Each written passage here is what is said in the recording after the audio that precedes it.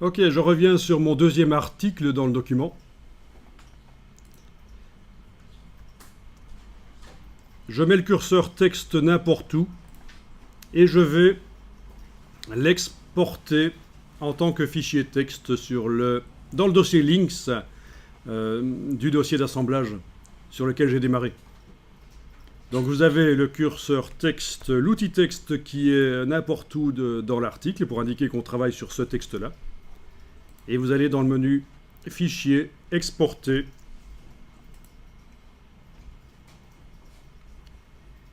Et vous allez dans le dossier d'aujourd'hui, dans le dossier Links. Sous quel format est-ce qu'on exporte le texte? Tous les formats possibles sont là en bas de la boîte. Et le format qu'on va choisir, c'est le format RTF. Attendez un peu, texte seul nous fait quoi? Oui, on va même faire ça, c'est encore mieux. Parce que le RTF, ça inclut des descriptions du texte, la police de caractère utilisée, la couleur. Ouais, je pense que texte seul, c'est encore mieux. Et ça vous fait un fichier TXT qui n'est pas capable d'inclure des descriptions du caractère utilisé, quelle est la police utilisée, quelle est la couleur sur différentes parties du texte. Voilà.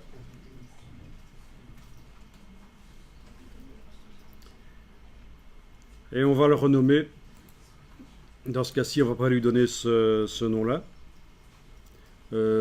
Mettez 02, voilà. Texte, article nature 02, c'est bien. J'enregistre. Ah oui, il y a des options pour le codage du texte. Ouais, ben faisons...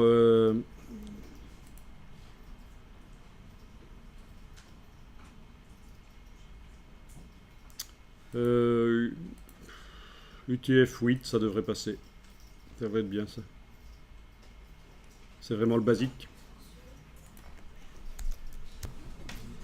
Bien, donc sur le disque dur, là je fais commande tabulation et je passe sur le Finder. Commande tabulation. Je passe au niveau du Finder. Quand vous êtes dans le Finder, vous pouvez demander dans le menu Finder, là, masquer les autres. Comme ça, vous ne voyez plus InDesign et les autres logiciels qui sont ouverts.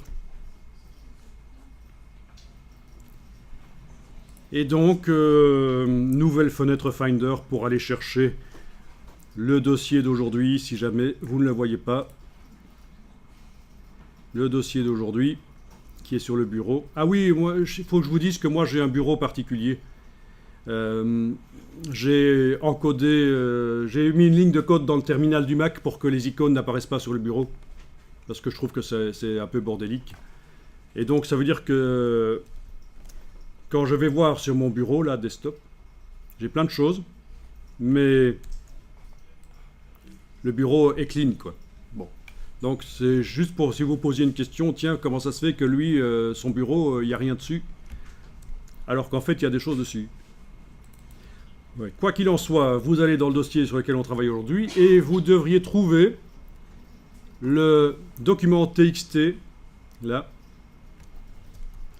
que vous avez créé, qui est dans le dossier Links, utilisé par le document que vous êtes en train de travailler, votre dernière version. Chez moi, c'est la 16, chez vous, c'est peut-être un autre numéro.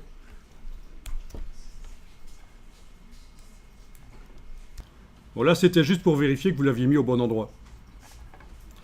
Ceci dit, s'il est au mauvais endroit et que vous savez où il est, c'est pas encore trop grave. Le pire, c'est qu'il soit au mauvais endroit et que vous ne savez pas où vous l'avez enregistré. Là, c'est plus gênant.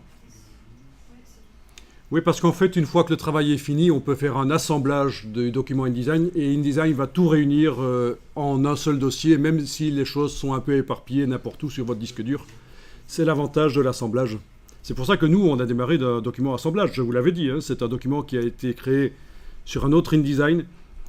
Enfin, et oui, un autre ordinateur que celui sur lequel vous êtes en train de travailler, et pourtant vous avez réussi à récupérer tout.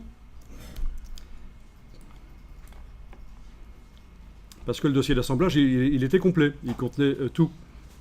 les documents InDesign, mais aussi toutes ses ressources. Ok, de retour dans InDesign. Commande tabulation pour passer dans InDesign sur le Mac. On va essayer d'importer le texte à la place du texte latin. Donc, vous mettez le curseur n'importe où dans l'article, en fait. Vous faites commande A et touche suppression. Et vous obtenez, enfin, vous avez vidé les blocs. Ils sont toujours chaînés. Si je prends la flèche noire, je vois qu'ils sont toujours chaînés. Il n'y a pas de problème. Par contre, je viens de les vider. Toujours en ayant le curseur texte qui clignote là dans le bloc, je vais importer le texte, fichier importé, fichier importé. Je vais chercher le texte là dans le fichier TXT, ouvrir, et voilà le texte qui était dans le fichier TXT sur le disque dur, dans le dossier Links, ben, il est arrivé.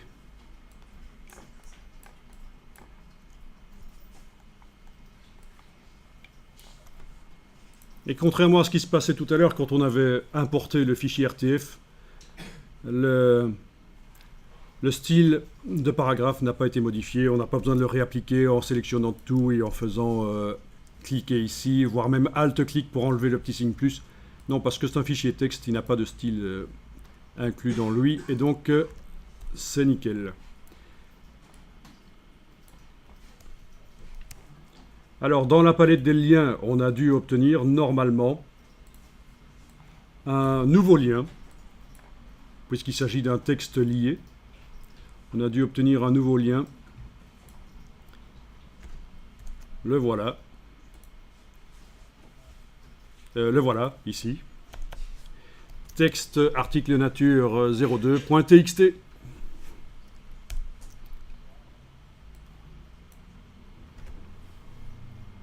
Donc, si quelqu'un, même quelqu'un qui s'y connaît pas du tout en InDesign, ouvre le fichier texte qui est sur le disque dur, remplace le faux texte latin par du vrai texte, eh bien InDesign va le repérer et vous ferez la mise à jour et vous aurez son texte qui va arriver dans InDesign tout seul. Ça peut être pratique quand on travaille en équipe. Ça peut être pratique aussi quand on a fait un document comme ça et qu'on veut faire la même mise en page mais avec un texte différent. Vous dupliquez tout le dossier et vous mettez à jour dans le dossier dupliqué le contenu du fichier texte et vous avez un nouveau texte dans InDesign. Ça peut être intéressant.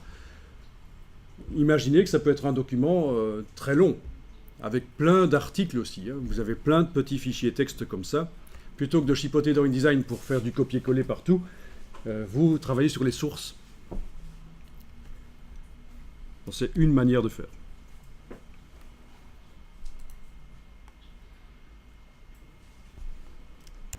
Alors, pour que ça marche, parce que d'origine InDesign ne crée pas du texte lié quand on importe.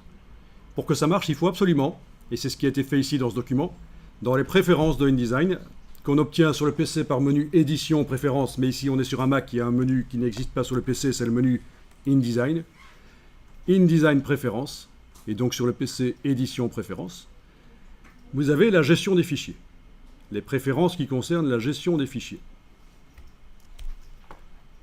Et là, on a été coché pour ce document une option qui est ici, qui s'appelle créer des liens avec les fichiers de texte et feuilles de calcul importées. Donc les feuilles de calcul, c'est les tableaux, parce que ça marche aussi avec des fichiers Excel, ce qu'on vient de faire. Je peux importer des données dans un tableau InDesign. Elles sont liées au fichier Excel qui est sur le disque dur. Si quelqu'un modifie le fichier Excel parce qu'il y avait une erreur ou quoi, ça se met à jour dans InDesign. Super pratique. Parce que les tableaux dans InDesign, sinon c'est pénible. Parce que vous devez manuellement modifier les valeurs pour que ça corresponde au fichier Excel qui a été modifié. Si vous ne faites pas le système des feuilles de calcul importées. Donc il faut le savoir, hein, si vous essayez de faire l'importation de texte comme ça dans un InDesign, vous n'allez pas voir apparaître le texte en tant que lien si vous n'avez pas coché l'option dans Gestion des fichiers, l'option qui demande de créer des liens avec les fichiers de texte et feuilles de calcul importés.